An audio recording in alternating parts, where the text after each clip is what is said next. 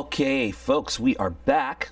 Part 3 with our Macross VF-4 US Navy style. We're doing the markings for a 1996 VF-103 aircraft. Kind of different because normally we are used to seeing VF-103 with the yellow trim, but on this particular cruise they had white. And I had explained in the last video that the only reason, well, one of the reasons, anyway, we went with these particular decals is for the sizing of it, for this particularly small model. But I think it's going to look really cool anyway, and we're ready to go with my very favorite part of any project, which is putting the markings on the decals, because that is, I think, more than anything else, more than the weathering, the paint job, or anything, that's what really brings the project to life and gives it the look of, you know, a real aircraft. So, tools I'll be using. I'm actually going to switch this out for a brand new, always when I'm doing decals, I switch to a brand new number 11 blade to make sure it is as sharp as possible in case we need to make any cuts along panel lines for the decals, because you always want them, give them every chance to snuggle on down, or if we do end up through any kind of oopsies or anything, any kind of air bubbles in there that we need to poke or cut, you know, so that the decal setting solution can get in there, and just cutting out decals, you know. Always, just my technique, always start off with a brand new fresh blade when we're doing decals. Microsol and Solvaset as our setting solutions. I always do a 1-2 punch to make sure they snuggle down completely. Few Q-tips and just some water, and we're ready to go. So what's, you know, when you're doing a what if, it's easy to get these on when you have the actual shape of the aircraft. When you're doing a what if, you sometimes gotta, you use the instructions as a general guide of, you know, I know where things are gonna go, but sometimes you gotta kind of poke and prod and make them fit the best you can. We know where things are generally going to go. So I'm going to start off with the Jolly Rogers, the skull and crossbones. We know they're going to go on the vertical stabilizers. We know that. Where exactly, you know, are they going to fit perfectly? We're not sure. We know generally where they're going to go in the middle of the tail. So I'm gonna get them on there, because they should be relatively easy to place. So let's start off with that. And mil-spec decals are very good to work with, by the way. Very thin carrier film.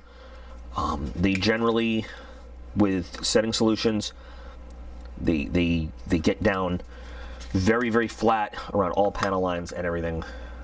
Now, this is going to take up, wow, the majority, pretty good, the majority of the entire surface, which is going to look good on the plane. And as another, you know, just tip, when I'm doing a what if like this, I like to do the most common parts first. So I'll do tail markings, then I'll do the stars and bars, things that you have the most general placement for. Then I'm going to do the larger things, this nose marking. I'll do the numbers. I'll do the US Navy. I'll do the VF-103 markings, things that you can very easily landmark before I start figuring out where am I going to put things like do not step, all that kind of stuff. We're going to have kind of an interesting time because we have the trim, the white trim for the ventral fins, and this trim for the top of the vertical stabilizer.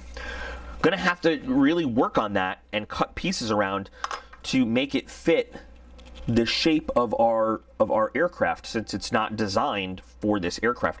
That's gonna be, that kind of stuff I'll leave for last, because that's gonna be the biggest challenge, making it fit this particular airplane. Now, some people will use micro set for this first layer.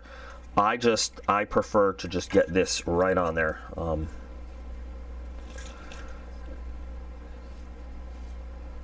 There we go, and we have plenty of room to work with, it turns out.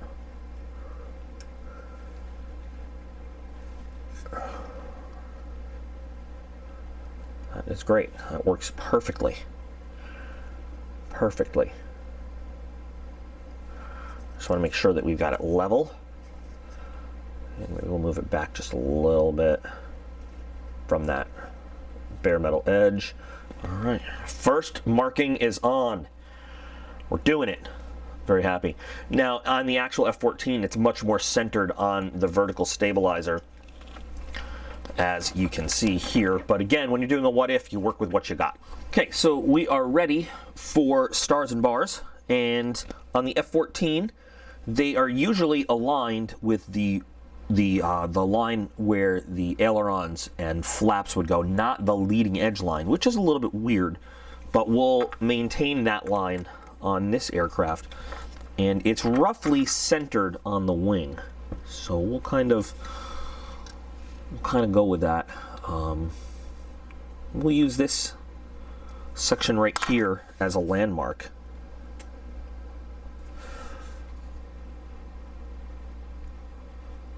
And we'll line it up with this line right here.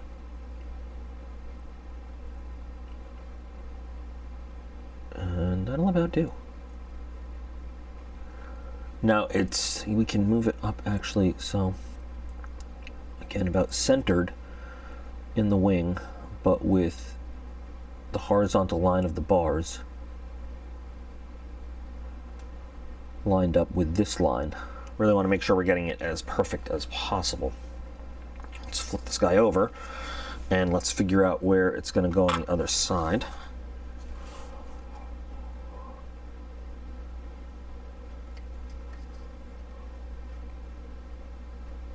Fits nicely there.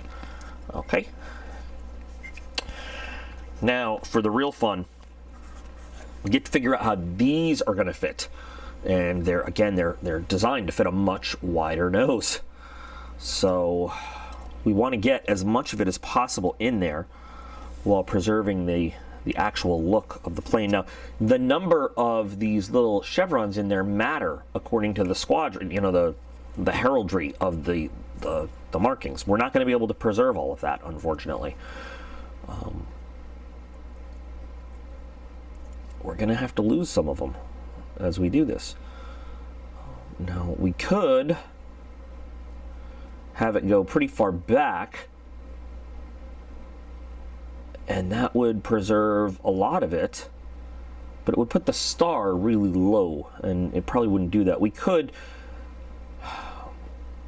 match up the star with that panel line right there and lose one of them, and that would look fairly okay, but I just don't think they'd put the star that far back. So maybe we put the star a little bit lower, right about here.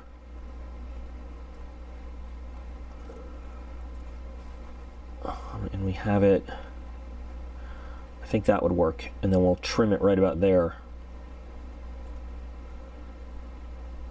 That might work, but in order to get it on, you know, we'll have to actually get the decal on there to get it trimmed in the right place perfectly with the black of the cockpit.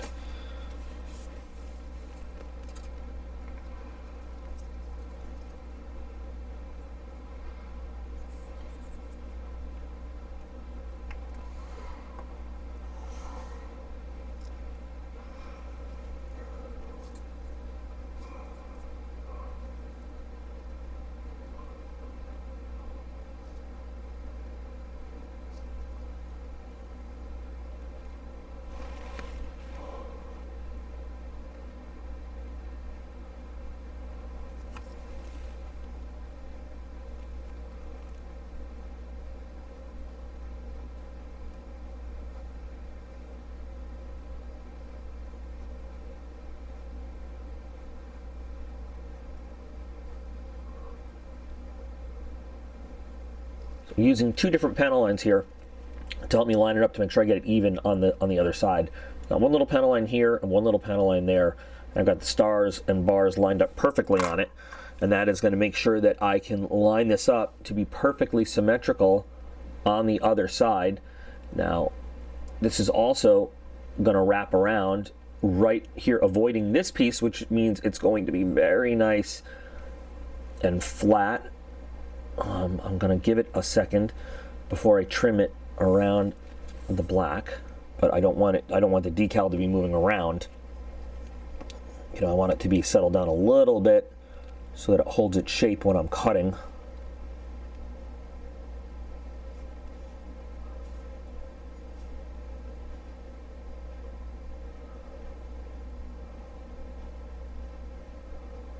All right, I can touch that little part up with some white paint. And then for that center line cut where it's going to meet in the middle,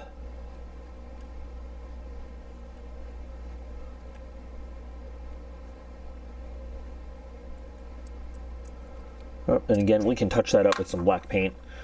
Decal's a little bit fragile, but it's a very thin decal, which is good, which is what we want. So now we can get to the other side. It looks okay. It looks pretty good, actually. I'm going to fix that chevron with a little bit of black paint as well. And now let's get the other side on there. Okay, so we got our nose wrap on both sides, and I'll just have to touch that up a little bit with paint. We're going to move on now to some numbers on the nose and the wings. So we have our nose numbers, our wing numbers, little US Enterprise on there. I think we're going to do next our jet intakes, but so you know, decals are decals. I love it, but you can already see that just with the introduction of these few markings on there, it already has taken on a whole new look of like an actual aircraft. So I'm going to rock and roll doing the decals. We've got a bunch to do, and you'll see them as they are completed all around this little airplane in a second. All right, so decals are all done pretty much. I got them to fit, to look like a real fighter wherever they could go. They're not exactly where the instructions said to put them, but they're where they might fit if this was a real plane. So what I'm still gonna weather them up a little bit, and we got the ventral fins there, but so it looks like what it might look like if this was an actual, you know, so it looks like what it might look like, you know, if this was an actual plane. We've got the decals on there. So we're still far from done though. I've got a little bit of weathering built into the paint job, of course. What we need to do is, like I said, weather up the decals just a little bit. They're all brand new and perfect, and that's not what the plane's going to look like. So I'll do some of that with the weathering of the plane, but I'm going to do some of that to the decals themselves. I need to seal this with another layer of clear. I have to wait a while for some new aqua gloss to come in.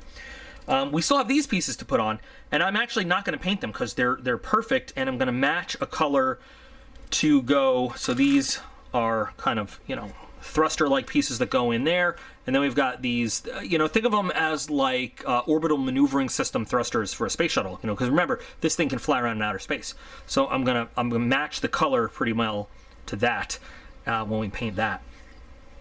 Then we're gonna gloss everything up one more time, and then we can start with our washes so that we can get the weathering on this done pretty good. What we're also gonna have to do is, I've got the wooden base pretty much done here. I'm gonna polish my fingerprints off of it a little bit, but so in order to make this one, just by the way it's shaped, really hold on real well, but still make it removable so that the owner can pick it up and look at it, and if he wants and everything. We're gonna drill 2 small holes into the belly of this airplane, right about there, where it will sit nice and natural. So I've got to drill those holes on, and I'll do that. A pin drill. I mean, nothing big and fancy. And then we'll get moving with the weathering, and you'll see that coming up next.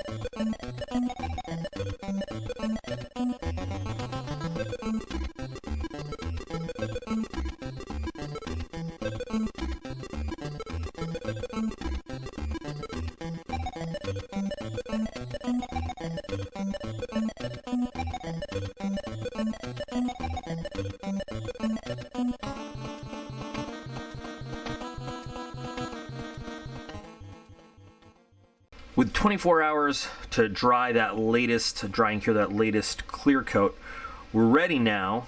Oh, we can touch nice and safely. We're ready now to start doing some of our panel lining and our next weathering. And given that this is a Navy aircraft, I'm going to be using a combination of green, brown, and blue gray in various places. I think the green brown is gonna work pretty well for us because, you know, just generally with Navy planes, we see a lot of griminess on the deck. Anyway, we're just gonna start with just the usual panel lining. You know, I'm also going to leave these little blops on here because we're gonna use them and wipe them not just completely off, but we're gonna use them for a lot of the weathering effect. These little blops left over from just dabbing on the panel liner here, they're going to become part of what's going to give us that grimy Navy carrier look, which is over exaggerated often in models, but you know, when we're dealing with a small scale, we want, you know, often you want to give it that exaggerated look to tell the story that you're trying to tell. I've seen real aircraft that look squeaky, spotless clean with no panel line. You know, you can't see any lines between panels at all in real life conditions. But I've also seen some, you know, in service that look literally like somebody painted lines in between every single panel seam. You know, it all depends on a lot of stuff. So I see in my modeling groups on Facebook, people argue all the time over what a proper airplane should look at. And I notice that most of the time, the people having those arguments have never actually served and have never been around real life aircraft. They're always just posting a picture they've seen on the internet. And that, remember, a picture on the internet is a snapshot of 1 second in time. It doesn't always tell the life, you know, the story of anything. It's just, this is the image we captured right now. But enough of me talking and babbling. Let's get to doing the panel lines.